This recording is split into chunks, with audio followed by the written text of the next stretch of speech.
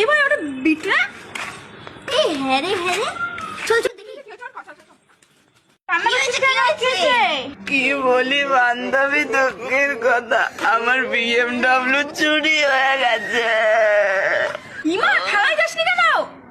থানায় গেছিলাম বান্ধবী সাইকেল নিয়ে, থানার বাবুকে অফিসারকে নালিশ করে যখন আমি আসলাম দেখি আমার সাইকেল চুরি হয়ে গেছে।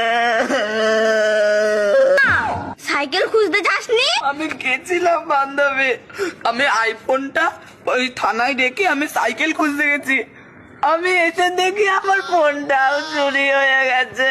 আমি কি করব? তাহলে এবার কি করে কিনবি জিনিসগুলো?